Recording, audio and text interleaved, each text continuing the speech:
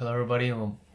My name is Angel. Welcome to Lupus Fitness 333. Today's topic is Philosophical Talks number 23. And we're going to talk about imagining the future self. Okay? Now, the reason why I want to talk about this is because there's a lot of people who are talking about manifestation and saying fake it to make it. And the people that I talk to when it comes to that kind of stuff, I really don't know what to say to them sometimes, because it's almost as if they understand the idea but they reach a little too far, meaning what they're imagining is not within their capabilities. And how this relates to the demographic I'm reaching to, which is people with life-altering and life-changing conditions, is simply that you have to be aware of what you're capable right now. It has to be, rooted in reality and rooted in who you are right now. You understand? You can't say something outrageous like I imagine myself as a Power Ranger, or something that is not close to what I am now. You understand? It's they say dream big, but I also believe in dreaming something that you could take baby steps towards, because the first step would have to be a baby step, or a step that's achievable in your immediate future. All right, immediate future meaning like 6 months, a year, maybe if you want a good amount of time, 8 months. You know, understand? 1 year you could accomplish a lot. So you have to think of it in terms like that: a short term, a mid-term, and a long-term goal. And most people nowadays kind of put their future self or their future goals way out of reach. This is like a goal that they don't realize if they put a number to it, like an actual time frame, it would be like 20, 30 years. And it's not that kills it. It's usually, like we've talked about in the other videos, it's the practice. It's the mundane, tedious, boring work that gets you there. And you won't see any results. Just like working out, you won't see any results at all for a while. At least if you're doing it right, it should take about 2 years for you to start seeing something. And usually it's you who doesn't see it, it's other people. Understand?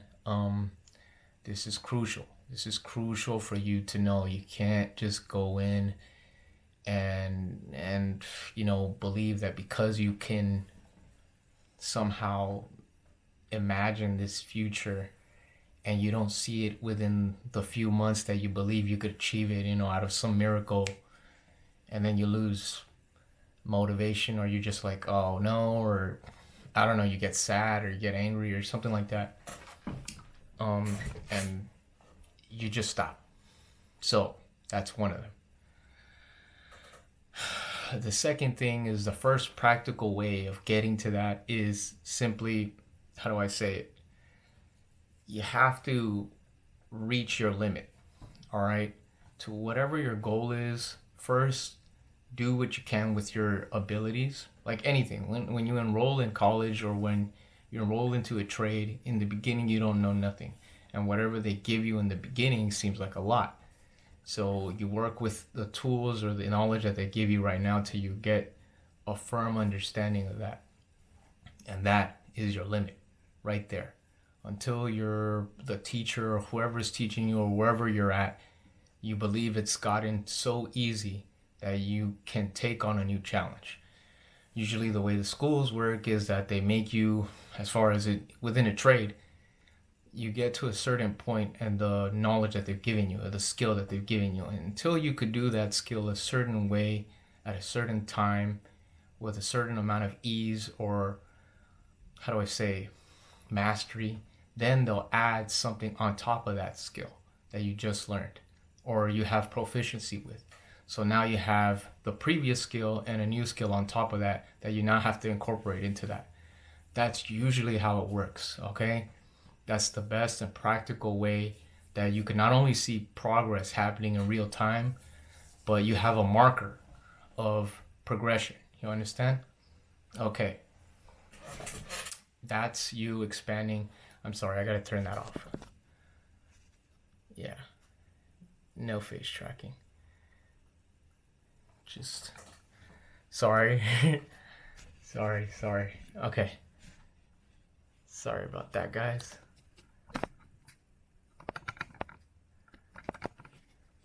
Okay. All right, I just won't move. I have to turn that off later on.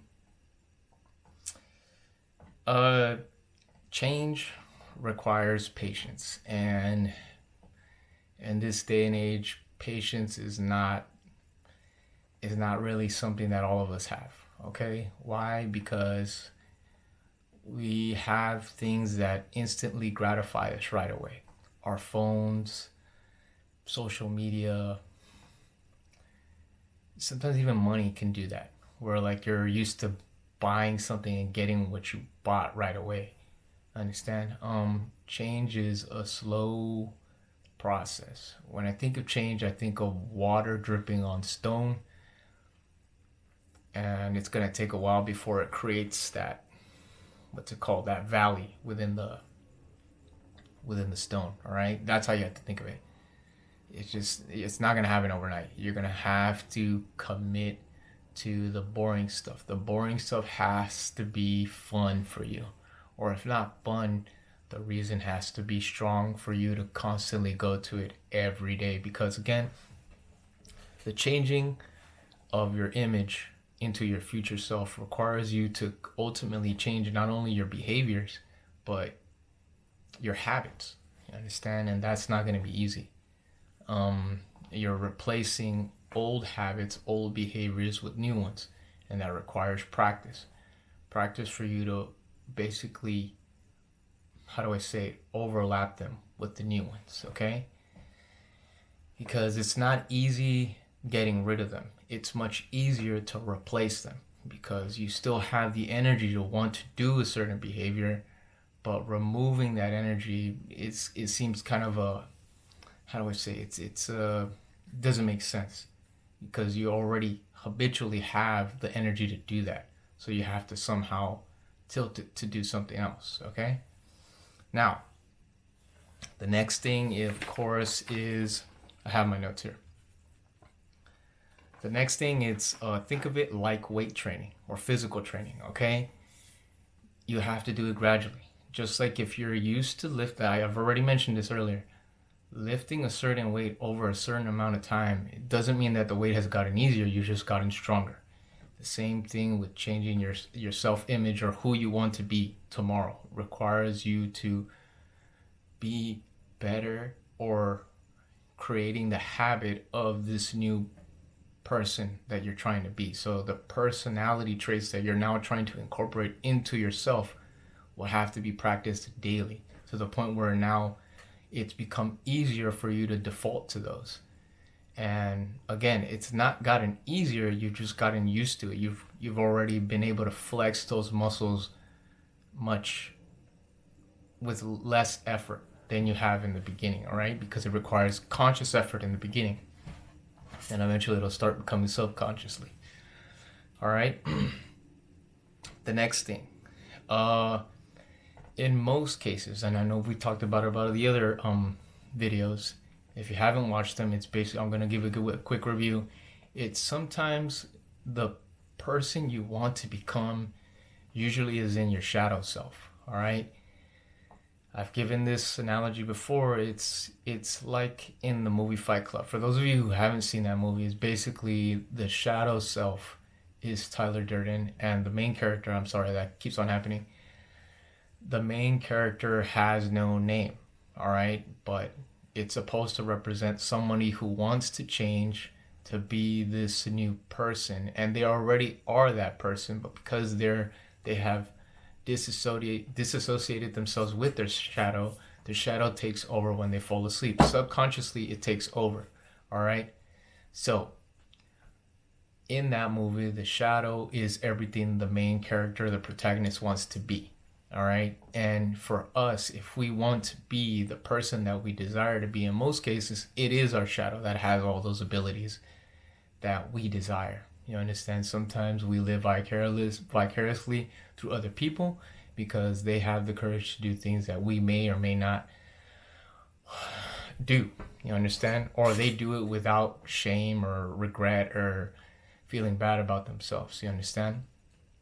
So that's also another reason why it's important to integrate your shadow into your personality. Or if you're trying to create a new personality or a new self-image, you have to dig or tap into that other side of yourself that we have in society has stigmatized. I'm not saying do evil. I'm not saying do things that are bad. What I am saying is that you are a complete human being, and we are not all inherently good or inherently evil. We're capable of both.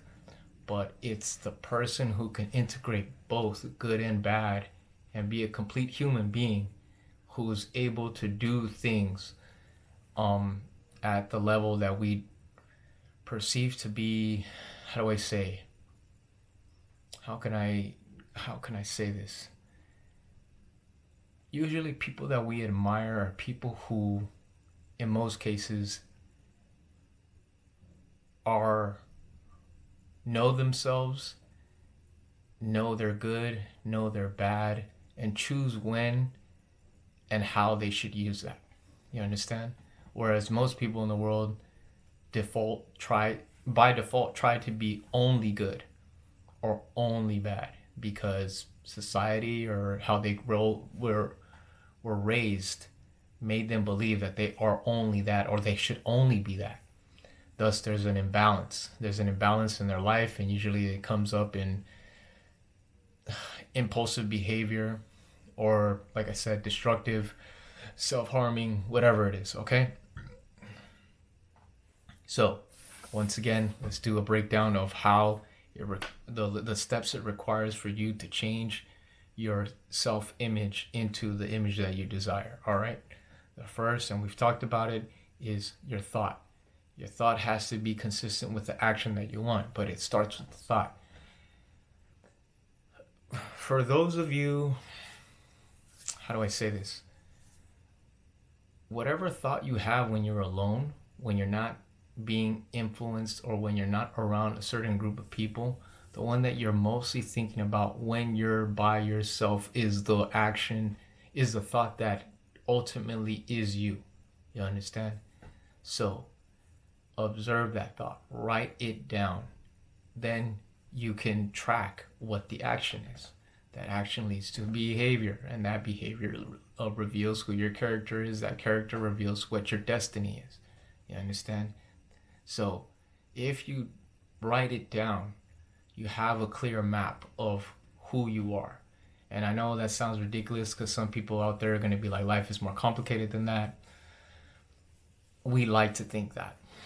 We honestly would like to think that. But in actuality, most people are actually hung up on a thought or on a feeling. All right? Being hung up on a feeling is far more dangerous than hung up on a thought. Okay? A thought usually may not have a feeling behind it. A feeling, on the other hand, not only has that, but it has a thought behind it. And when it's charged by the feeling, it's dangerous, all right? Because feelings are, how do I say, it's an energy that pushes the thought faster than if it's just a thought, okay? All right. So, how again, this relates to people with life-altering and life-changing diseases. You have to start looking at your condition as, how do I say, as an obstacle course, as a thing to overcome. Now, you may not be able to cure it. As in my condition, you can't cure it, but you could see it as a means of making yourself stronger through recognizing your weak points, okay? That should fuel you, All right, because that's a constant thing that reminds you of your daily situation. So that should be a great motivating factor for the rest of your life, because again, if it's life altering and life changing, that means it's going to be with you until you're gone. All right, and so that should be fueling your fire. All right, you don't want to be weak anymore. You want to be strong, whatever that word may mean for you. You have to work on it every day. Okay, you don't have to put yourself through the ringer every time, but at least making one thing for yourself that helps you is good enough, and then you'll get the ball rolling.